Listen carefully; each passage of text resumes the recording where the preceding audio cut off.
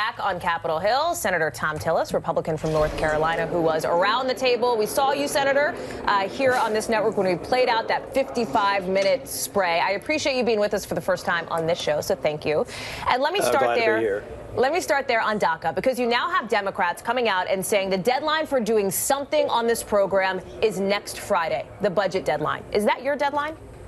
No, it's not. And there was a deadline in December that passed. I think what we need to do is, you all described, I think one of the panelists described the spectrum from the Freedom Caucus to people who share the opinion of Jeff Flake. I'm somewhere in the middle, and I've been working on this for some time, and I want to get Democrats in the room. That's why I thought the meeting was so helpful yesterday, so that we can solve the problem. And incidentally, the court case overnight will be moot if we actually come to the table and create something that's enduring policy. That's what I want to work on.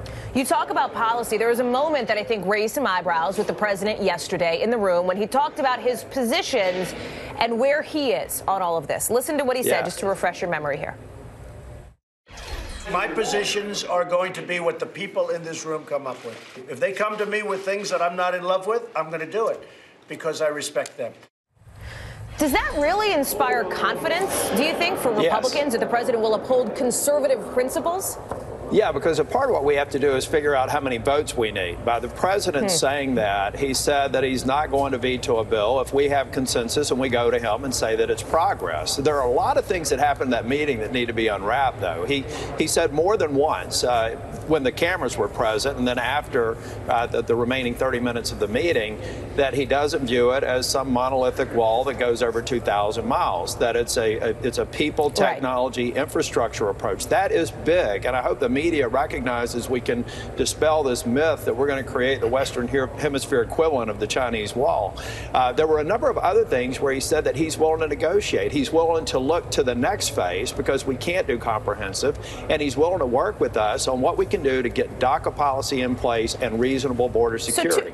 Two pieces to that answer. Number one, when you talk about the president looking to negotiate, there were moments when he seemed to negotiate himself right out of the Republican position.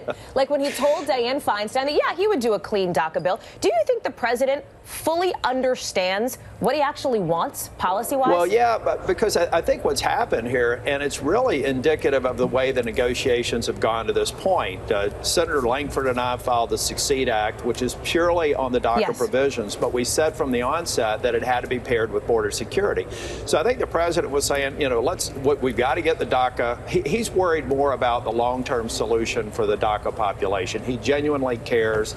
He has a compassionate point of view on what we need to do for the DACA population.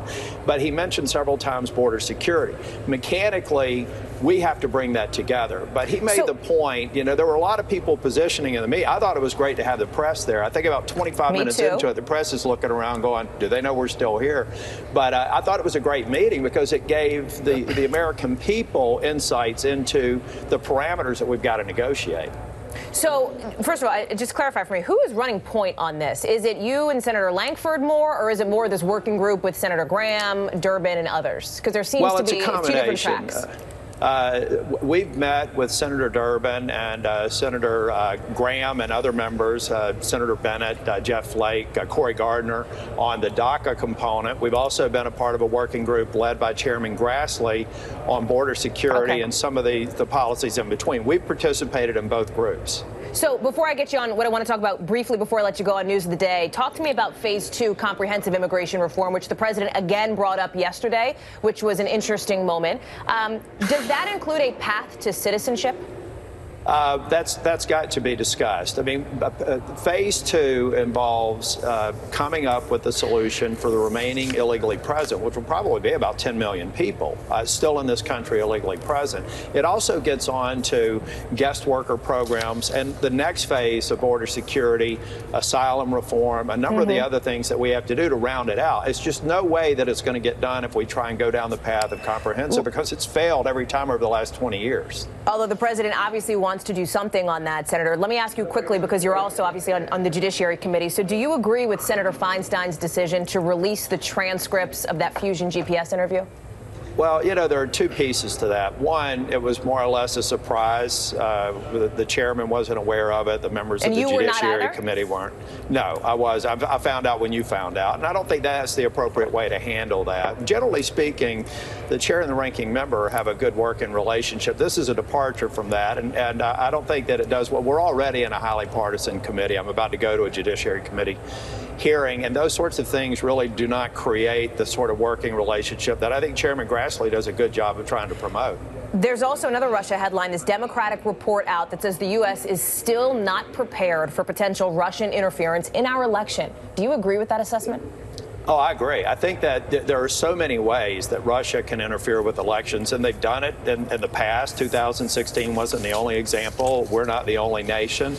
We have to really step up our game and then get to a point to where when we catch them red-handed, that there's got to be a consequence for it. President Trump recently on his mental fitness was pushing back on some of the speculation. He called himself a stable genius. So before I let you go, is he? Do you agree? You know, I'm not a psychologist or a psychiatrist. I'll leave that to the clinicians. But in my opinion, he showed a lot of stability and a lot of smarts yesterday in the way that he ran that meeting. And I'm glad that we had it, because I think it took a long step in the direction of providing a solution for the DACA population. North Carolina Senator Thom Tillis, I appreciate the conversation, and I hope that you will come back and visit the show again soon. Certainly. Thank you. Thanks. Senate Democrats, as we just